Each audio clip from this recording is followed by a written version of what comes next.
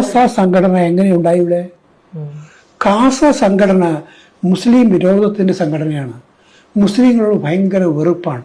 ആ വെറുപ്പും ആ വിദ്വേഷവും ഞാൻ പറയില്ല, ആ കാഴ്ചപ്പാടും നിരന്തരമായി ക്രിസ്ത്യൻ സമൂഹത്തിൽ വ്യാപിക്കുന്നുണ്ട്. വൈദികരിലുണ്ടായിട്ടുണ്ടത്, മെത്രാന്മാരിത്തലുണ്ടായിട്ടുണ്ട്. അതിൻ്റെ പ്രത്യക്ഷമായ പ്രകടനങ്ങൾ ഈ കേരളത്തിലുണ്ടായിട്ടുണ്ട്. ഇവിടെ ലവ് ജിഹാദിനെ കുറിച്ചും നാർക്കോട്ടിക് ജിഹാദിനെ കുറിച്ചൊക്കെ പ്രസംഗം നടത്തിയത് ആരാണെന്ന് ഞാൻ പറയണ്ടല്ലോ.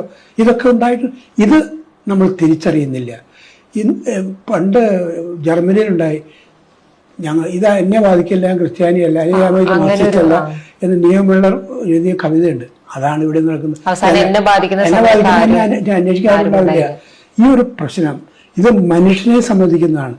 മുസ്ലിം മനുഷ്യനാണ്, ഹിന്ദു മനുഷ്യനാണ്, ക്രിസ്ത്യാനി മനുഷ്യനാണ്, ഇതൊന്നും ഇല്ലാത്ത നിരീശ്വരവാദി മനുഷ്യനാണ്. അവരോട് ഒരുപോലെ ഞാൻ വെറുതെ തമാശയായിട്ട് പറയുന്നതല്ല. യേശു പറഞ്ഞ ഓർമ്മയുണ്ട്, നല്ല സമരക്കാരന്. അവൻ മുറിവേറ്റ് കിടന്നവൻ, അവൻ്റെ പേരില്ല, ഊരില്ല, ജാതിയില്ല, ഒന്നും പറയില്ല, ഒരു മനുഷ്യനാണ്. ആ മനുഷ്യനോട് ചെയ്തപ്പോഴാണ് നീ ദൈവത്തിന് ചെയ്തത്, നീ മഹത്വമാനുള്ളവനാകുന്നത്. ഇതാണ് മൗലികമായ കാഴ്ചപ്പാട്.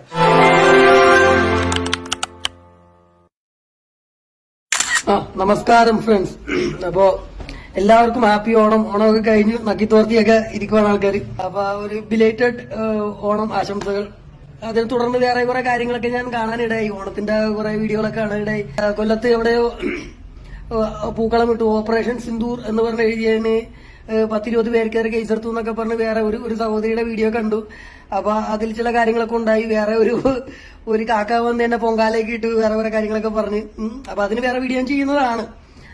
അതെന്താണ് സംഭവം എന്നുള്ളത് ആ സഹോദരിയുടെ വീഡിയോയും കൂടി ഞാൻ സ്റ്റിച്ച് ചെയ്ത് ഞാൻ വീഡിയോ ചെയ്യുന്നതാണ്. ആ സഹോദരി കറക്റ്റ് ആയിട്ടുള്ള കാര്യങ്ങളാണ് പറഞ്ഞിരിക്കുന്നത്.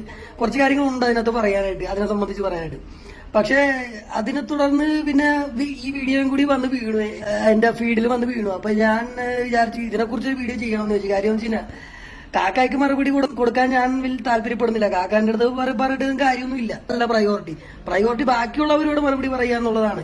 ഹിന്ദുക്കളായാലും ക്രിസ്ത്യാനികളായാലും നിരീശ്വരവാദിയായാലും അങ്ങനെയുള്ളവരോട് സംവദിക്കണം, അങ്ങനെയുള്ളവരോട് സംസാരിക്കണം. അവർക്ക് എന്തെങ്കിലും ഡൗട്ട് ഉണ്ടെങ്കിൽ അത് ക്ലിയർ ചെയ്ത് കൊടുക്കണം എന്നുള്ളതാണ് എന്റെ ഫസ്റ്റ് പ്രയോറിറ്റി. കാക്കാനോട് സംസാരിക്കുന്ന ലാസ്റ്റ് പ്രയോറിറ്റിയാണ്. കാരണം കാക്കനോട് സംസാരിച്ചിട്ട് കാര്യമില്ല. കാക്കാൻ അറിയാം കാക്ക എന്താ ചെയ്യുന്നതെന്ന്. കാക്കാൻ ഈ ബഹളം ഉണ്ടാക്കിയ ആളെ നാറ്റിക്കണം എന്നുള്ള ഒരു ചിന്ത മാത്രമേ ഉള്ളൂ. അതുകൊണ്ടും കച്ചവടം ഉണ്ടാക്കണം എന്നുള്ള ചിന്തയാണ് കാക്കാനുള്ളത്. പക്ഷെ അത് അറിയാൻ പറ്റുന്ന ചില വിട്ടുപോഴന്മാരുണ്ട്. അതിലൊരു പുഴനാണ് ഈ പാതിരി എന്ന് പറയുന്നത്. അത് പ്രായം കൊണ്ടും സ്ഥാനം കൊണ്ടും ബഹുമാനിക്കണം എന്നൊക്കെ നമുക്ക് തോന്നുമെങ്കിലും ഞാൻ അങ്ങനെ ഒരു വ്യക്തിയല്ല. ഞാനൊരു മനുഷ്യന്റെ അറിവിനെയും കഴിവിനെയുമാണ് ബഹുമാനിക്കുന്നത്. പ്രായമുള്ള ഒരുപാട് ആൾക്കാരുണ്ട്, വഴി കിടന്ന് പിച്ച തണ്ടുന്ന ആൾക്കാരുണ്ട്. പ്രായമുള്ള ആൾക്കാർ, എന്റെ അപ്പന്റെ പ്രായമോ അതിന്റെ അപ്പുറം പ്രായമൊക്കെ ഉള്ള ആൾക്കാരൊക്കെ ഉണ്ട്. കഴിവുകർത്തരം കാണിക്കുന്ന ആൾക്കാരൊക്കെ ഉണ്ട്. അവരൊക്കെ നമ്മൾ ബഹുമാനിക്കോ? ഇല്ല. അവരുടെ യഥാർത്ഥ സ്വഭാവം പ്രവൃത്തിയും ഒക്കെ നോക്കിയിട്ടാണ് നമ്മൾ ഒരു മനുഷ്യനെ ബഹുമാനിക്കേണ്ടത്. ഞാൻ അങ്ങനെയാണ്, എന്റെ ഫിലോസഫി അതാണ്.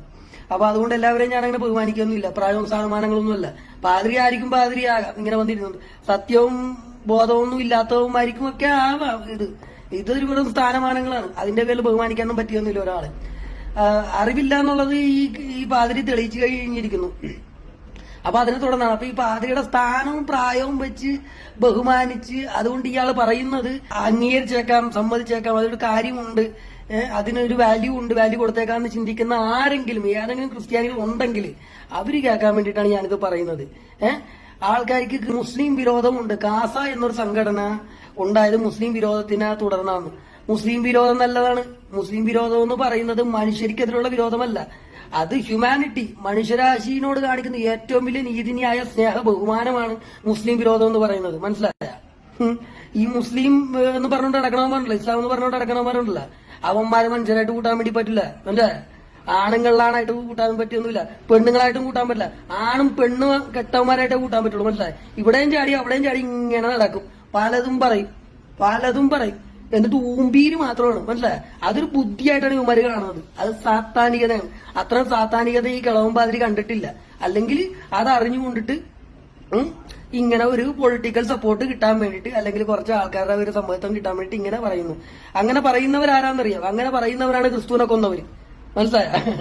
ഈ യേശുക്രിസ്തു ചില കാര്യങ്ങൾ പറഞ്ഞു കഴിഞ്ഞപ്പോഴത്തേക്കും ആൾക്കാർക്ക് അസൂയ തോന്നി.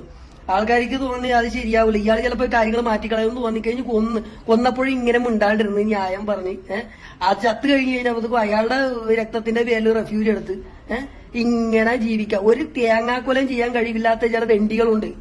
അങ്ങനെ കുറെ ആൾക്കാരൊക്കെ ഉണ്ട് ക്രിസ്ത്യാനികളുടെ കൂട്ടത്തില്. അതിനൊന്നും ക്രിസ്ത്യാനിയായിട്ട് കൂട്ടാൻ വേണ്ടി പറ്റൂല. അല്ല, യേശുക്രിസ്തു എന്ന് പറയുന്ന മനുഷ്യൻ യഥാർത്ഥ തിന്മക്കെതിരെ പ്രവർത്തിച്ച ഒരു സാമൂഹ്യ പ്രവർത്തകനായിരുന്നു.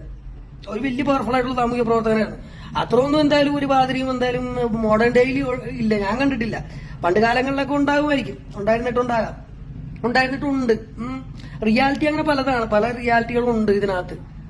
അതിനകത്ത് നമ്മൾ കുറച്ച് അഗ്രസീവ് ഒക്കെ ആകേണ്ടി വരും ചില സമയത്ത്, സത്യത്തിന് വേണ്ടി, നീതിക്ക് വേണ്ടി, മനുഷ്യരാശിക്ക് വേണ്ടി. അത് ഇത്തിരി ബുദ്ധിമുട്ടുള്ള കാര്യമാണ്. സാത്താനെതിരായിട്ടൊക്കെ പോരാടേണ്ടി വരും. അപ്പൊ സാത്താൻ പലതും എടുത്തിട്ട് കളിക്കും. മനുഷ്യരാശി, സ്നേഹം, കിണ്ടി, തേങ്ങ, മാങ്ങ എന്നൊക്കെ പറഞ്ഞ്. മനുഷ്യരാണെങ്കിലും മനുഷ്യരോടുള്ള കരുതലുണ്ടാവണം. അല്ലാണ്ട് ഇങ്ങനെയുള്ള പ്രത്യയശാസ്ത്രം കൊണ്ട് നടക്കുന്നവന്മാരെ മനുഷ്യരായിട്ട് കാണാൻ വേണ്ടി പറ്റൂല.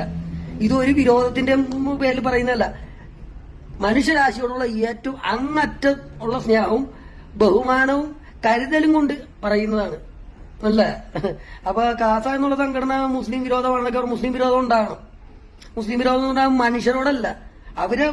അവരെ മനുഷ്യരല്ലാണ്ടാക്കുന്ന ഒരു ആശയധാര അവർ വെച്ചുകൊണ്ട് നടക്കുന്നുണ്ട് ഇസ്ലാം എന്ന് പറയാം. അതെന്തുകൊണ്ട് വെച്ചുകൊണ്ട് നടക്കുന്നതെന്ന് വെച്ച് കഴിഞ്ഞാൽ അവർക്ക് ബാക്കിയുള്ളവരോട് കരുതലില്ല.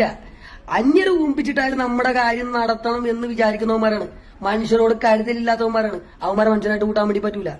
മനുഷ്യരാണെങ്കിൽ അവന്മാർ ഈ മതം ഉപേക്ഷിച്ചിട്ട് പുറത്തിറങ്ങി വന്ന അങ്ങനെ ഇറങ്ങി വരുന്നവരുണ്ട്. മനുഷ്യർ എന്താ തന്തക്ക് പറഞ്ഞവന്മാരെന്ന് പറഞ്ഞ എക്സ് മുസ്ലിം ഒക്കെ ആയിട്ട് വരുന്നവന്മാരുണ്ട്, വരുന്ന ആൾക്കാരുണ്ട്. അവരൊക്കെ നമ്മൾ ആകെ സപ്പോർട്ട് ചെയ്യുകയൊക്കെ ചെയ്യും. അതിന്റെ ഭാഗമായിട്ട് കൂടിയിട്ടാണ് ഈ വീഡിയോ ഒക്കെ ചെയ്യുന്നത്.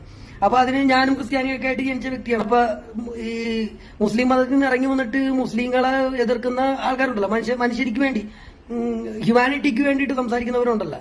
അപ്പൊ ഞാനും ഒരു ക്രിസ്ത്യാനിയായിട്ട് ജനിച്ച വ്യക്തിയാണല്ലോ. അപ്പൊ ഞാനും ഏതാണ്ട് അതുപോലെയൊക്കെ തന്നെ ചെയ്യണമല്ലോ. അവർക്ക് പറയാമെങ്കിൽ ഒരു പാതിരിനെ എതിർക്കാൻ ഞാനും തയ്യാറാണ്. എനിക്ക് താല്പര്യം ഉണ്ടായിട്ടല്ല ഞാനിത് ചെയ്യുന്നത്. പക്ഷെ ഇത് തെറ്റായ ധാരണയാണ്. ഈ ഒന്നുമില്ലെങ്കിൽ ഇദ്ദേഹം വിഡ്ഢിയാണ്, അല്ലെങ്കിൽ ഇദ്ദേഹം കുറച്ച് ട്രിക്ക് കാണിക്കുന്നു എന്ന് മാത്രമേ ഉള്ളൂ. ഇങ്ങനെ വന്ന് മാധ്യമത്തിൽ വന്നിരുന്ന് പറയുമ്പോഴത്തേക്കും കുറച്ച് ആൾക്കാരുടെ ഒരു ഇത് കിട്ടുമെന്ന് പുള്ളിക്ക് അറിയാം. അത് രാഷ്ട്രീയമാണ്, അത് മതമല്ല. മതം എന്താണ്, രാഷ്ട്രീയം എന്താണെന്നൊക്കെ അച്ഛനൊന്ന് പഠിക്ക്. അച്ഛന് തിയോളജി ഒക്കെ പഠിച്ചിട്ടല്ലേ അച്ഛനായത്. മതത്തിനൊരു ഉദ്ദേശമുണ്ട്, ആത്മീയത എന്ന് പറയുന്ന ഉദ്ദേശമുണ്ട്. ഞാൻ പല പ്രാവശ്യങ്ങൾ പറഞ്ഞ് തോറ്റൊരു കാര്യമാണ്. എങ്കിലും ഇത് ആരെങ്കിലും കേൾക്കുന്നെങ്കിൽ അവർക്ക് കറക്റ്റായിട്ടൊരു വിഷൻ കിട്ടട്ടെ എന്ന് വെച്ചിട്ടാണ് നമ്മളിത് പറയുന്നത്. ഒരു ആത്മീയത, നമ്മൾ ഈ ഭൗതികത എന്ന് പറഞ്ഞ ഈഗോ, ഹ്യൂമൻ ഈഗോ, ഞാൻ എന്റെ ഇത് ഞാൻ വേലെടുത്ത് ഞാൻ കാശുണ്ടാക്കും, ഞാൻ പണക്കാരൻ, എന്റെ കീഴില് അത് ഇത് എന്നൊക്കെ, അതൊക്കെ ഭൗതികത. അച്ഛനറിയാലോ അതൊക്കെ. അതിന് അച്ഛനറിയാൻ പോലെ കേൾക്കുന്നവർക്ക് മനസ്സിലാൻ വേണ്ടി പറയുന്നത്.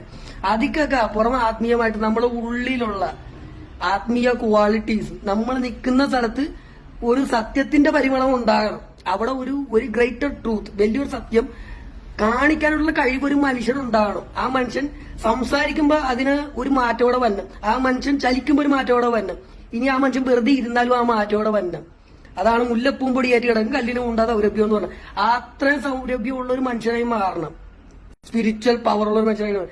അതിന് സഹായിക്കുന്ന ഒന്നും ഇസ്ലാമിലില്ല. എന്നാൽ ക്രിസ്തു മതത്തിൽ അതുണ്ട്. മതത്തില്ല, അച്ഛന്മാർ പഠിപ്പിക്കുന്ന മതത്തിൽ അതില്ല. അച്ഛന്മാർ പഠിപ്പിക്കുന്ന മതത്തിൽ കുഞ്ഞാടും മുട്ടനാടും ഒക്കെ ഉള്ളൂ. ക്രിസ്തു പഠിപ്പിച്ചതിനകത്തുണ്ട്. അച്ഛൻ എത്രത്തോളം മനസ്സിലാക്കിയിട്ടുണ്ടെന്ന് അറിയാൻ പോലെ മറ്റു പല മതങ്ങളിലൊക്കെ ഉണ്ട്, ഇസ്ലാമിൽ അതില്ല. അപ്പൊ അതുകൊണ്ടിട്ടാണ് ആൾക്കാർ വെറുക്കുന്നത്, മനസ്സിലായ. പിന്നെ അച്ഛൻ ഈ മറ്റേ പടത്തിൽ ലേലത്തിൽ സ്വർണം പറഞ്ഞവര് കണ്ടവൻ പേർക്കുന്ന കാശും കൊണ്ട് അപ്പം തിന്ന് വീഞ്ഞും കുടിച്ച് കോണ്ടാസായിൽ കറങ്ങി കിടക്കുന്ന എന്ന് പറയില്ലേ, സ്വർണം പറയില്ലേ, അന്ന് തീർന്നതാ തിരുമേനി, ഇറവറൻസ് എന്ന് പറഞ്ഞവർ ഇങ്ങനെയുള്ള അച്ഛന്മാരോട് നമുക്ക് ഇറവറൻസ് മാത്രമേ ഉള്ളൂ. നല്ല അച്ഛന്മാരൊക്കെ ഉണ്ട്, ബഹുമാനമുള്ള അച്ഛന്മാരൊക്കെ ഉണ്ട്, വളരെ കുറവാന്ന് മാത്രം. എനിക്ക് ബഹുമാനമുള്ള അച്ഛന്മാരൊക്കെ ഉണ്ട്. അവരൊക്കെ സത്യമായിട്ട് മനസ്സിലാക്കുന്ന ആൾക്കാരാണ്, അതിനുവേണ്ടി നിൽക്കുന്ന മനുഷ്യരാണ്. ചെറിയ പരാതികളൊക്കെ ഉണ്ട്, ഓപ്പണായിട്ടൊന്നും ചിലപ്പോൾ നിൽക്കാനൊന്നും പറ്റിയൊന്നുമില്ല. പക്ഷെ എങ്കിലും അങ്ങനെയുള്ള ആൾക്കാരൊക്കെ ഉണ്ട്. അവരൊക്കെ നമ്മൾ അകവഴിഞ്ഞ് ബഹുമാനിക്കുക, സ്നേഹിക്കുകയൊക്കെ ചെയ്യുന്നു. പക്ഷെ ഇങ്ങനെയുള്ള അച്ഛന്മാരെ നമുക്ക് വലിയ താല്പര്യമൊന്നുമില്ല. അവരെ ബഹുമാനിച്ചു കൊണ്ടിട്ട് അവരുടെ വാക്കിന് വില കൊടുക്കണമെന്ന് ആഗ്രഹിക്കുന്ന ആരെങ്കിലും ഉണ്ടെങ്കിൽ അത് ചെയ്യാതിരിക്കുക.